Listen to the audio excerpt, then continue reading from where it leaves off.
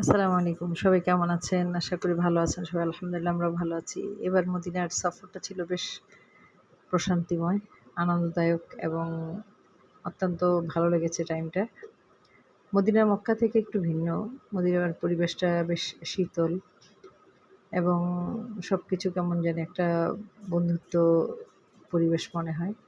খুব আপন লাগা, একটা মায়া লাগা পরিবেশ। তা আমরা গিয়েছিলাম সবাই মিলে উহুদের পাহাড় দেখার জন্য। ওটা একটা স্পট। এখন অত্যন্ত সুন্দর করে এটাকে পর্যটন হিসাবে চালু করা হয়েছে। আগে এভাবে দেখিনি। আরেকবার যখন গিয়েছিলাম তখন এভাবে দেখা হয়নি।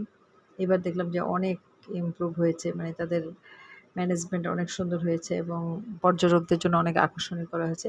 তা আমার কাছে এমনি উহুদ পাহাড়টা খুব ভালো লাগে। মদিনার চারপাশে উহুদ পাহাড় দেখলেই মনে হয় কি রাসূলের মহব্বতটা জেগে ওঠে।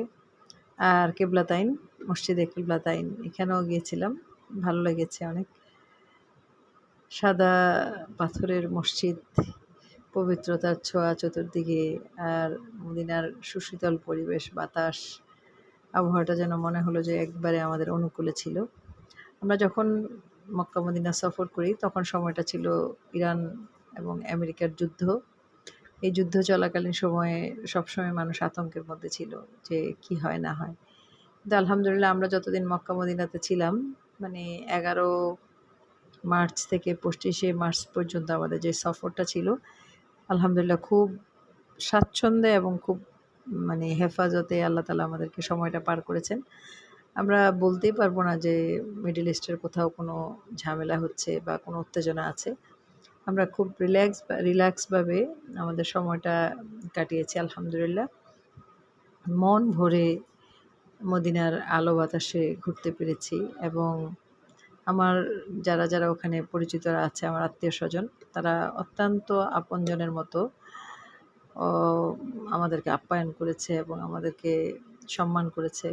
তাদের জন্য অনেক দোয়া। আসলে মদিনায় যারা থাকে তাদের মনটা বোধহয় এমনিই নরম হয়। তারা খুব অতিথিপরায়ণ হয়। তো তাদের জন্য দোয়া করা ছাড়া আসলে তেমন কিছু দেওয়ার মতো নেই। তাদের আল্লাহ তাআলা যথেষ্ট দিয়েছে। অনেক আল্লাহ তাআলা তাদেরকে সম্মানিত করেছে। তাদের কাছে গিয়ে আমার ভাগিনা হয় সম্পর্কে, আমার খালাতো বোনের ছেলে। তাদের কাছে গিয়ে মনে হলো যে আমি যেন আমার আপনজনের ঠিকানায় এসেছি। সব আমার নিজের মানুষ।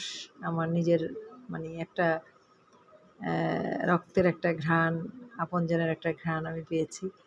আল্লাহ তাদের ভালো করুক। তাদের দিন আল্লাহ তাআলা আরো উন্নতি দান করুক। এটাই দোয়া করি। মদিনায় যাওয়া আসার পথ যেন আরো প্রশস্ত হয়। আমিন সুম্মা আমিন।